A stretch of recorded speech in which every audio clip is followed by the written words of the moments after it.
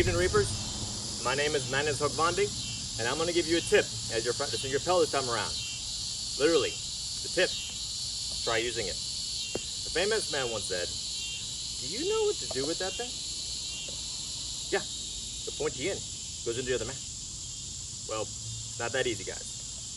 I'll show you how I set up myself to work with a stab and slice, and see if you can incorporate into your own work.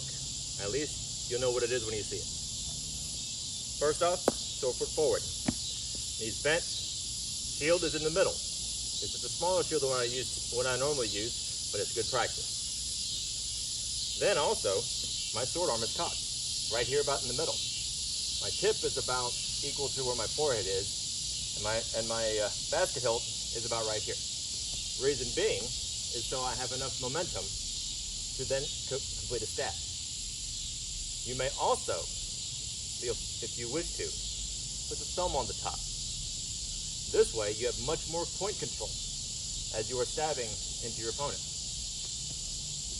So, once again, shield foot forward, shield in the middle, half cocked right here, on the side, in the middle as well. Stab in, stab in, stab in. Now, as I'm going through this motion, you'll notice I have about 4 different ranges, or 4 different target areas. The left side, right side of the chest, left side of the head, right side of the head. Now, the force that I use for the chest really has to be much stronger than it is for the head. I'm not trying to hurt anybody. I just want to let them know that I stabbed them in the face. In the chest, you really need to dig it into them. But what about the lower half? I've never heard anybody trying to stab away, unless you're really trying to hurt somebody, and that's not polite at all. Right. Now, do I just sit back here and stab the entire time my opponent? Of course not. This is only one little part of it. One thing that I like to do when I'm stabbing is to start as an opener, where I'm trying to discombobulate my opponent. I stab for the face, and then I let the sword continue, and I swing around. Can I do this on both sides? Absolutely. So if I am stabbing in, like I'm supposed to be, I hail on the right and swing around, hit it again. I'll do it again. Stabbing, just stabbing in. And really you don't want to stab more than once. You want to have it, let them know they're getting stabbed, brace, and then when you see the opening, stab, and then hit again. Now, I use a trigger finger, a trigger strap on my sword, where the top 2 or 3 fingers are hooked to my basket hilt.